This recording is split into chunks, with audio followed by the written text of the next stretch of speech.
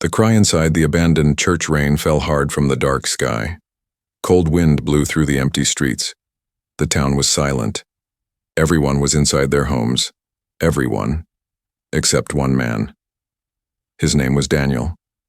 He walked alone, his coat soaked and heavy.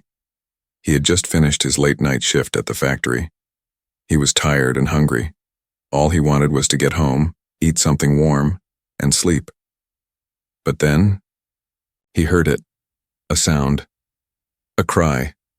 Very soft. It was not a human cry. It was something strange, high-pitched, scared, sad. Daniel stopped walking. He turned his head. The sound had come from the old stone church near the corner. That church had been closed for years. No one went there anymore. The roof was broken, windows shattered, and grass had grown tall around it. But the cry had come from inside. Daniel walked closer. He held his breath. Another cry, softer this time. He gently pushed the wooden door. It creaked loudly. The sound echoed inside. He stepped in slowly. The inside was dark and smelled like wet wood and dust. He took out his flashlight from his bag and turned it on. The light moved, across broken benches, fallen ceiling pieces, and piles of dry leaves. Then he saw them. In the far corner, hidden under a large old curtain, something moved. Daniel raised the light. His heart stopped. It was a woman, not a human woman. Her skin was light blue, almost glowing. Her eyes were large and golden. Her face was marked with fear. Next to her, two small alien children clung to her legs. They were thin, weak, and shaking from cold. Their small hands were wrapped around her dress. One of them had been the one crying. The woman lifted her hand and spoke in a shaking voice. "Please, don't hurt us." Daniel froze. She was an alien, not dangerous looking, not like the news talked about, no armor, no weapon. She looked helpless and terrified. "I'm not here to hurt you," Daniel said softly. "I just heard a cry, that's all." The woman didn't move, her arms wrapped tighter around her children. "We don't want trouble," she said. "We are just hiding." Daniel stepped a little closer, careful not to scare her. "Are you hurt?" She looked down. Her ankle was bleeding. One of the children was coughing. The other looked close to fainting. He placed his flashlight on the ground, raised both hands, and sat on the floor to show he meant no harm. "You're not safe here," he said. The woman's voice was tired. "We know, but we had no choice. We've been running for days. They took everything. My husband, he's gone. We were left with nothing." She paused. Her eyes filled with tears. "Please, just let us stay here one night, that's all." Daniel looked at the broken ceiling, the cold stone floor, and the wind sneaking through the cracks. They wouldn't survive the night. Not in this storm. He reached into his bag and took out his lunchbox. "It's not much," he said, placing the box near her, "but it's warm." The woman hesitated, but the little girl looked at the food with wide eyes. She pulled on her mother's hand. The woman slowly opened the box. The smell of hot rice and beans filled the air. The children didn't wait. They began to eat with small, shaking hands. Daniel gave the woman his water bottle, too. She looked at him confused. "Why are you helping us?" she asked. "You don't know us." Daniel gave a small, sad smile. "I don't have a lot, but I still have more than you right now. That's reason enough." She whispered something in her language to her children. The boy smiled at Daniel, food on his cheeks. For the first time, Daniel saw something other than fear in their eyes. But then, a sound outside. Footsteps. Daniel's body tensed. The woman's eyes went wide with panic. She grabbed her children and pulled them closer. "They've found us," she whispered. Daniel moved fast. He turned off his flashlight and motioned her to stay quiet. He walked to the door and looked through a crack. Figures in the rain. 3 of them, tall, armed. Daniel's heart pounded. He turned back to her. Hide. Now. She crawled behind the broken altar with her children. Daniel picked up his bag, stood near the door, and acted like a man seeking shelter from the rain. The door creaked again. One of the men stepped in, dripping with water. His eyes scanned the place. You alone? He asked. Daniel nodded. Just came in to wait out the storm. The man stared at him for a moment, then stepped out and said something in a strange language. The figures walked away into the night. Daniel locked the door. He walked back to the altar. They're gone, he whispered. The woman stepped out, her voice trembling. Thank you, thank you. Daniel looked at her, at the scared mother and the two tired children holding her hands. He knew one thing now. He couldn't leave them here. We ran. They will find us.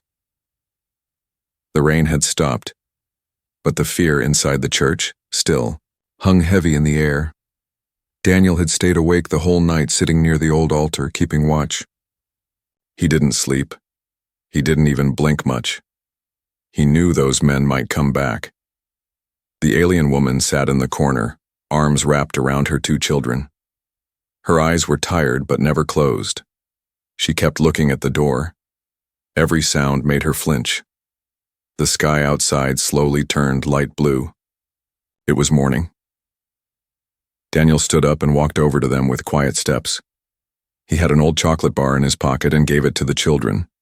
The boy took it with wide eyes, then looked at his mother. She nodded slowly, as the children shared the bar. Daniel sat beside the woman, still keeping some space. My name is Daniel, he said gently. I live not far from here. You need better shelter. The woman looked down, unsure. We ran from the hills, she whispered. We were hiding in old caves before, then the forest, then here. We just keep running, but they always come. Daniel nodded slowly. Who are they? She looked at him with pain in her golden eyes. Hunters. They wear fake uniforms and call themselves peacekeepers. But they steal alien women and take our children away. Daniel's stomach turned. Why? They say we are unregistered.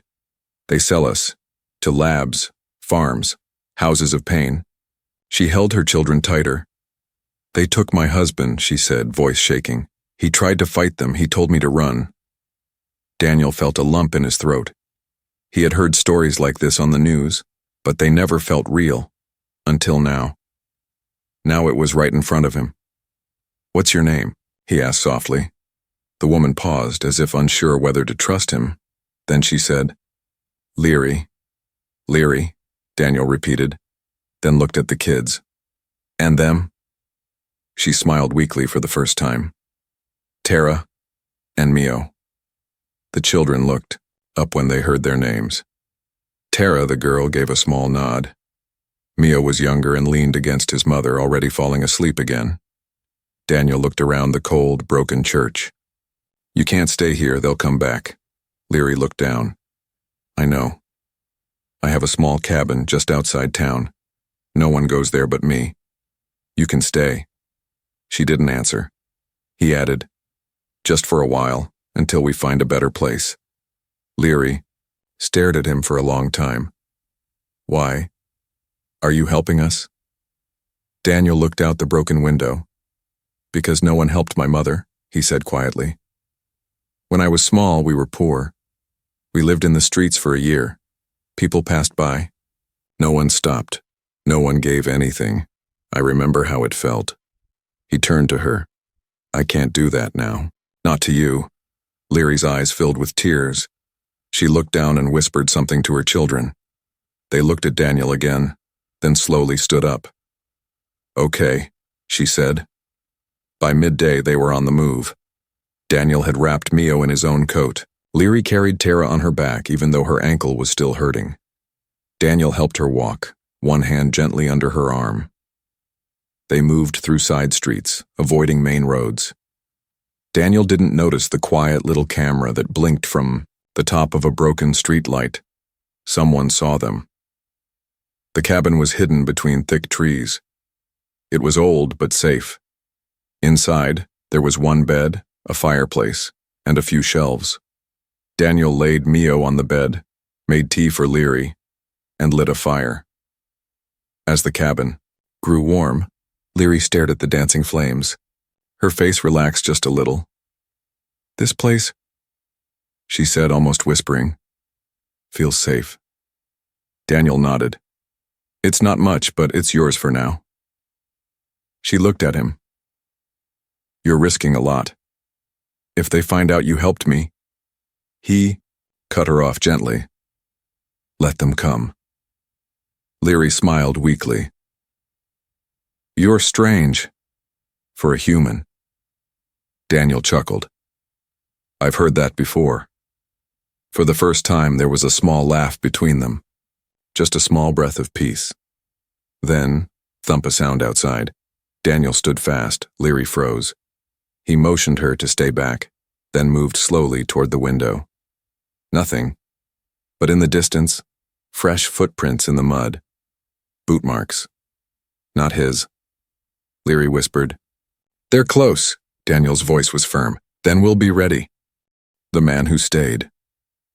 The fire crackled softly inside the wooden cabin. Leary sat on the floor, her back against the wall. Her arms were wrapped around her children, who were finally asleep. Their little bodies were warm for the first time in days. But Leary couldn't rest. Her golden eyes stayed on Daniel. The human man was sitting near the door, holding a rusted tool like a weapon. He hadn't slept either.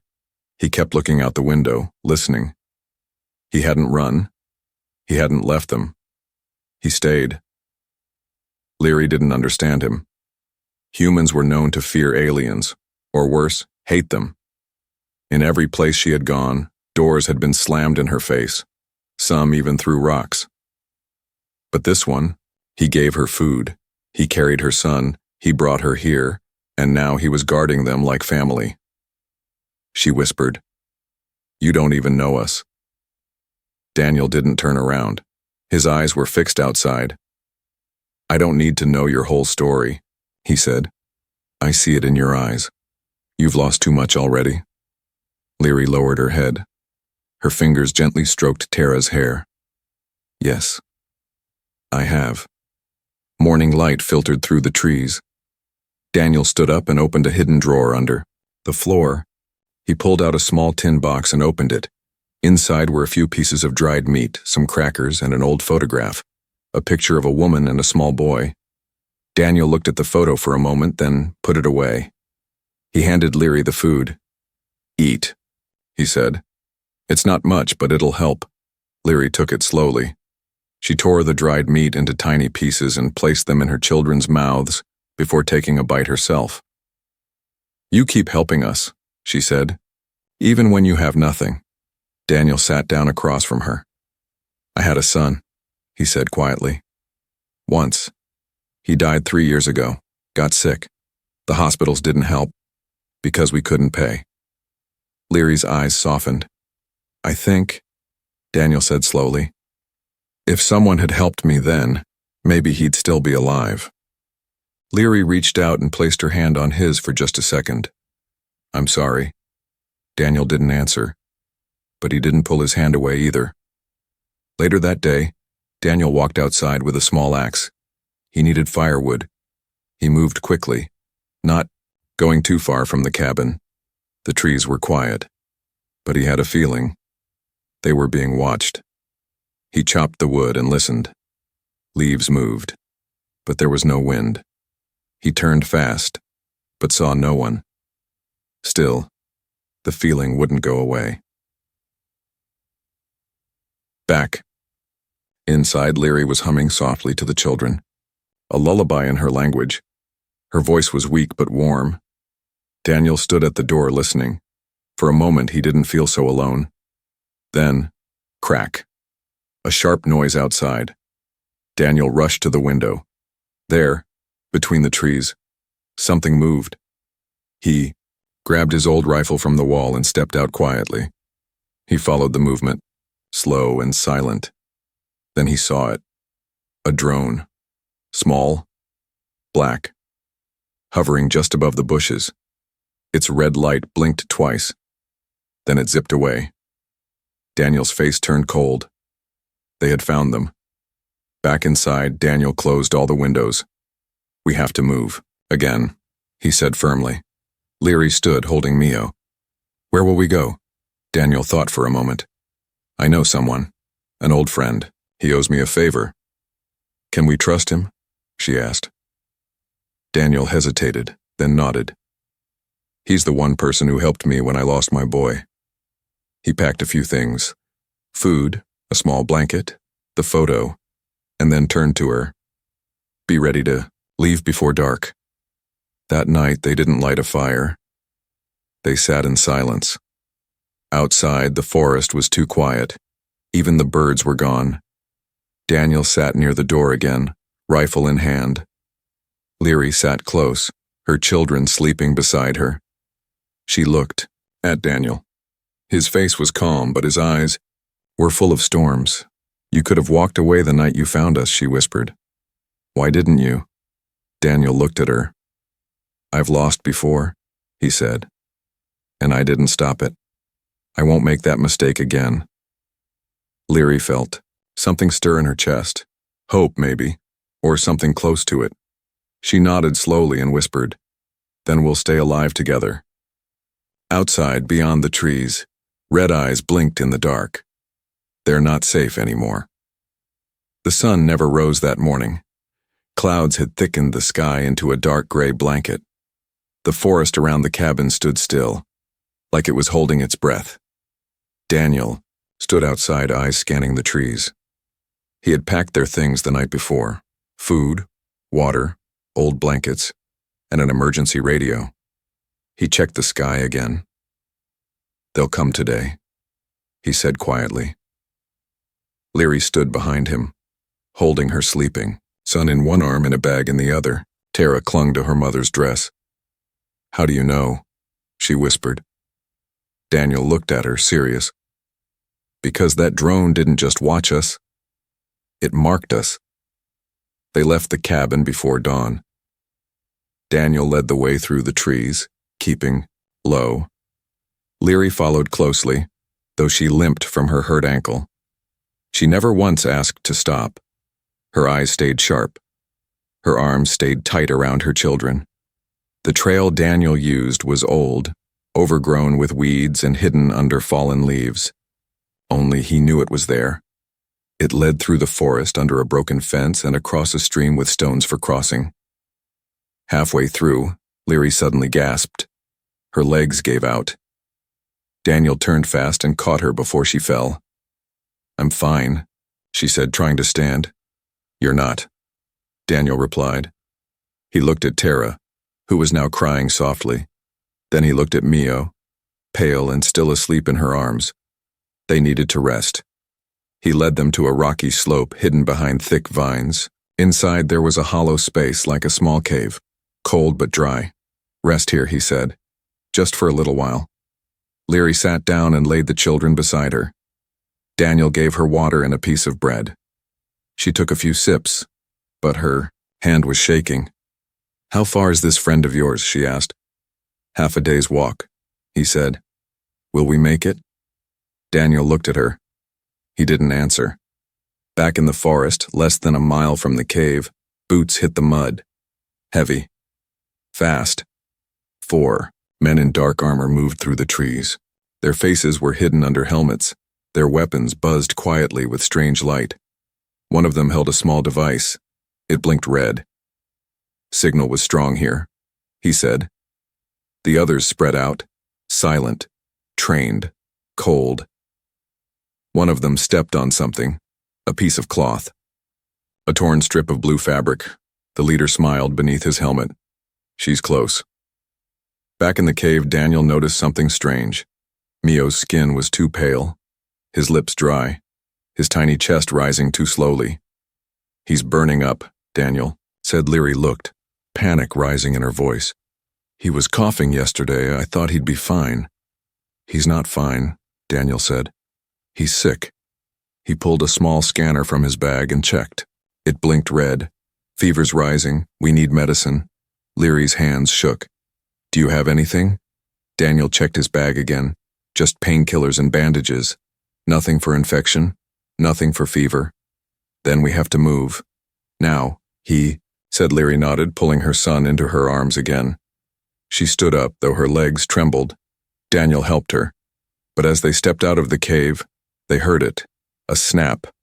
Not from a branch, but from a boot.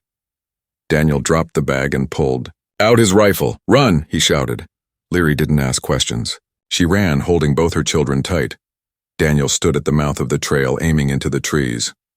3 figures came out fast. He fired once. The blast hit a tree and sent sparks flying. They ducked, returned fire. Strange red light struck. The rocks. Daniel ducked, heart pounding. Then he ran. Leary was already at the stream, crossing barefoot with Tara crying in her arms. Mio had passed out. She slipped on a stone, but Daniel caught her. Keep going, he yelled. They reached the other side and climbed up a muddy slope. Daniel grabbed Leary's hand and pulled her up. Behind them, gunfire echoed. They didn't stop. Through bushes, over logs, past thorny branches that tore their skin, Daniel led them to an old shed near the edge of a long-abandoned road. Inside, hidden under hay, was a small truck. Dusty, rusty, but it had gas. He jumped into the driver's seat. Get in! Leary climbed in with both children. The truck roared to life. Just as they pulled onto the cracked road, the hunters appeared at the forest's edge. One aimed his weapon. Daniel swerved. A blast hit the back of the truck, but it didn't stop them. The truck sped down the road, smoke pouring from the engine. But they were moving. They had escaped. For now. Inside the truck, Leary held her son close. Her lips touched his forehead. He's burning, she whispered. Daniel looked at her in the rear mirror. We'll get to my friend, he said. He'll help us. He has medicine. He used to be a soldier, then a healer. Leary closed her eyes. Not from sleep, but from hope. For the first time. Maybe. They want my children. The truck rattled across the broken road. Rain had started again. Light at first, then heavy. The wipers didn't work. Daniel leaned forward, squinting through the blurry windshield. Behind him, Leary sat in silence. Mio lay, in her lap, breathing shallow. His forehead burned like fire. Tara sat beside her mother, trying not to cry, though her lips trembled. Daniel gripped the steering wheel tighter. We're close, he said, though he wasn't sure anymore. The road was old, the signs were missing. Trees had taken over everything, then, finally, he saw it. A tall gate. Rusty, bent. Behind it, an old brick building hidden deep in the trees. He honked twice. Nothing. He honked again. A moment later, the gate creaked open, by itself. They drove in and stopped. An old man stood on the porch, arms crossed. His hair was silver, beard thick. He wore a long brown coat, and his sharp eyes watched the truck like a hawk. Daniel stepped out first. It's me, Dan. The old man squinted, then nodded. Took you long enough. Then his eyes went to the passenger side. When he saw the alien woman and her 2 children, his jaw tightened. You've brought trouble, he said flatly. Daniel walked over. No, I've brought a family. The old man stared for a long time. Then, he opened the door and said, Get them inside before the boy stops breathing. The inside of the house was warm. The old man, Jarek, had already lit a fire and pulled out medical supplies. He was fast, quiet, and skilled. He took Mio from Leary's arms and laid him on a small bed near the wall. He ran a scanner over the boy's body and clicked his tongue. Fever. Infection. Maybe worse. He needs stronger meds than I keep here. Daniel stepped forward. We'll get it. Just tell us what you need. Jarek opened a metal case under the floor and pulled out 3 vials. Lucky I still have these. Used them for soldiers during the border wars.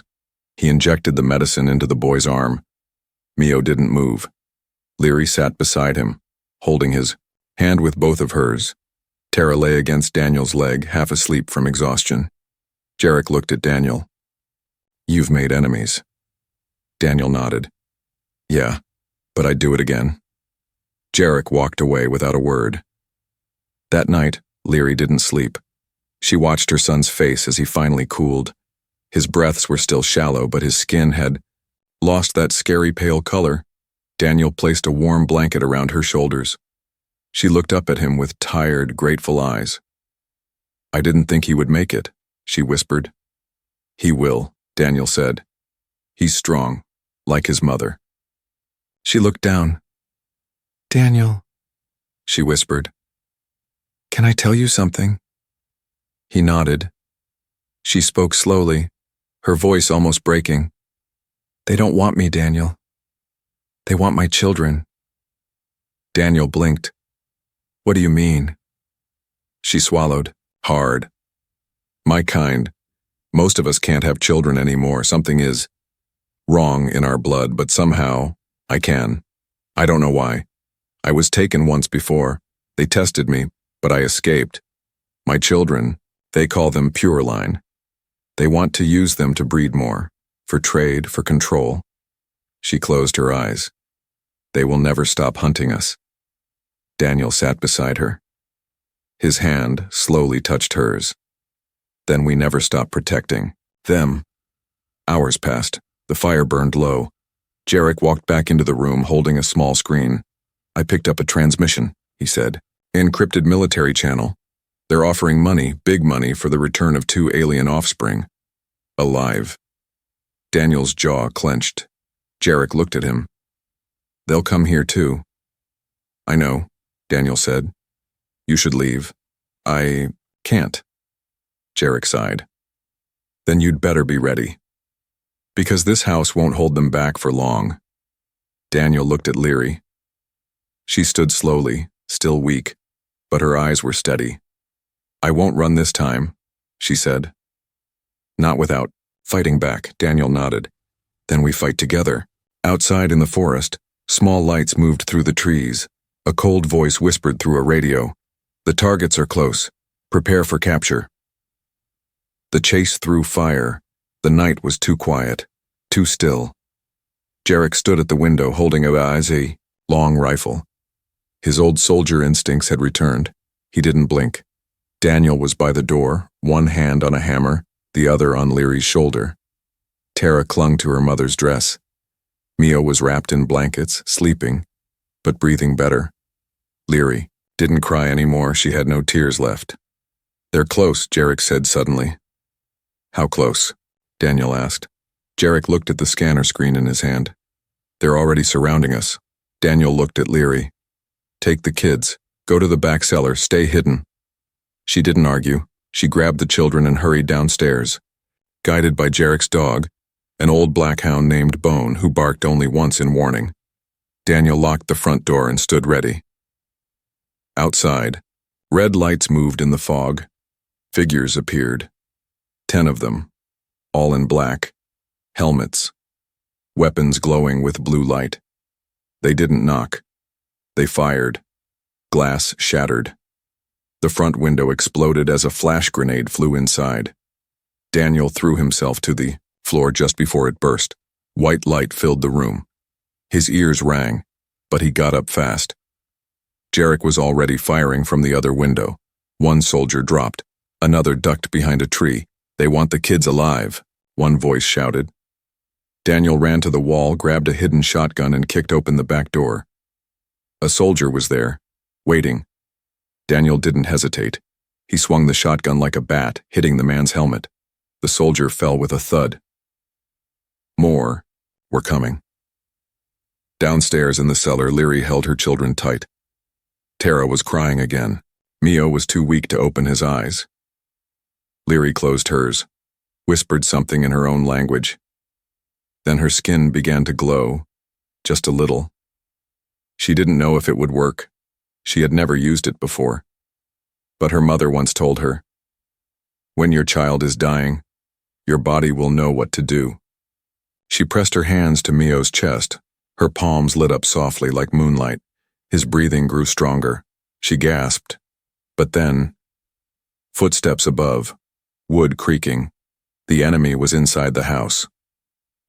Upstairs, Daniel and Jarek were pinned behind the kitchen wall. The invaders were throwing smoke bombs now, trying to push them out. "We can't hold this place," Jarek shouted. "They'll burn us out." Daniel looked at the stairs. "They'll find Leary." Then he saw it, Jarek's old hoverbike in the garage, still covered in dust. But maybe it could run. "If we distract them," Daniel said, "she can get away." Jarek smirked. "That's the stupidest plan I've heard in years." Daniel grinned back. "You in?" The old man loaded another shell.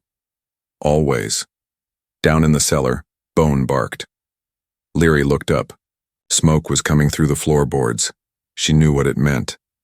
Time was up. She held both children in her arms and climbed up the back stairs, coughing. Then she heard it.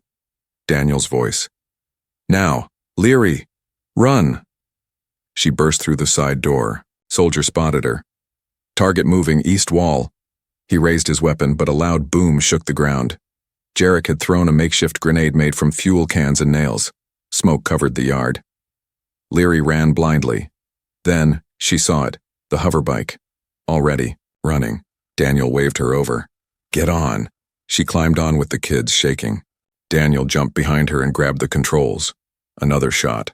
Missed them by inches. Daniel hit the gas. The hoverbike roared to life and shot into the night, sparks flying under it. Behind them, the house exploded. Jarek had stayed behind and given them one last gift.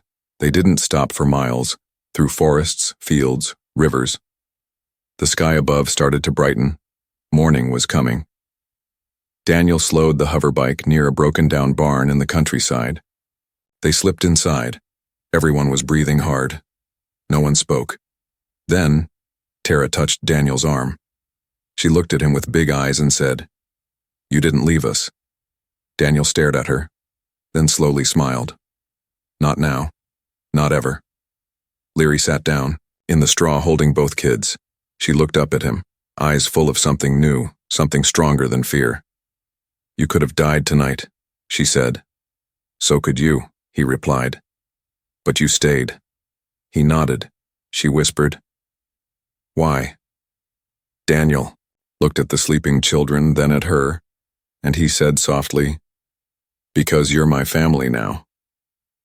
A new home, or a new war? The barn was quiet. For the first time in days, there were no sirens, no drones, no gunfire. Just the soft sound of birds outside and the slow breathing of two sleeping alien children. Daniel sat near the open barn door, his shotgun across his lap. His clothes were burned in places. His arms were bruised. His eyes were tired, but he didn't sleep. He watched the sun rise. Leary sat nearby, holding Mio close to her chest. His fever had broken during the night. His small hand now clung to her sleeve like a tiny promise. Tara slept with her head resting in Daniel's jacket. The girl had stopped shaking. For now. Leary looked at Daniel and asked, "What happens now?" Daniel didn't answer right away. He was listening to the wind, watching the road in the distance. Then he said, "I think we go where no one's watching." She tilted her head. "You mean, leave this world?" He nodded slowly. "I know someone, a cargo pilot. He owes me a favor. He flies to the outer colonies, places where records don't matter." Leary looked down at her children. "Somewhere we can live without hiding?" Daniel smiled softly. "Somewhere the stars shine, but no one's looking at you through a scope." A few hours later, Daniel hot-wired an old farming truck from behind the barn. It coughed, then roared to life. He loaded what little supplies they had and helped. Leary and the kids into the back, covering them with a tarp to stay hidden. The drive to the landing fields was long and rough. Dirt roads, abandoned stations, empty fuel stops, all signs that this region had been forgotten by the rest of the world. But that made it safer. Daniel stopped only once, to use a solar phone and call a name he hadn't spoken in years. "Calder," he said into the mic. It's Dan. I need a lift. One way. No questions. The voice on the other side paused, then replied, You still hate money, huh? Daniel smiled. You coming or not? The voice said, 1 hour, old hangar, bring coats. At the edge of the wastelands, an old hangar stood quiet and crooked. Paint was peeling, roof full of holes. But inside, it waited. A small ship, rusty on the outside, but alive. Calder stood leaning against it. Tall, thin, sharp eyes, grease on his sleeves, but a heart that still worked. When he saw Daniel, he smirked. You look worse than the ship. Then he saw Leary and the children. His smile faded. You brought a family. Daniel nodded. They need out. Calder looked at them, then back at Daniel. You sure about this? Daniel didn't blink. Yes. Calder sighed and opened the ramp. Then get in. I'll make it fast. Inside the ship, Leary held her breath as the engines warmed. Mio and Tara sat by a small window, watching the world disappear. Will it be better where we're going? Tara asked. Daniel crouched beside her. No guards, no fences, no fear. She looked at him. Promise? He held up his hand and said, I promise. As the ship lifted off the ground, Leary felt her chest tighten. She had lost her home, her mate, her people. But now, she had something else. A man who didn't see her as a threat, a child who smiled again. A boy who would live, and a chance, just a small one, for a new beginning. She touched Daniel's hand. He looked at her, surprised. You could have walked away, she said softly. He looked back at the children, then at her, and said, So could you. She smiled. This time, fully. Maybe. We both needed saving. Daniel nodded. Maybe we still do. The stars outside the window shone brighter than she had ever seen. They weren't running anymore, they were flying.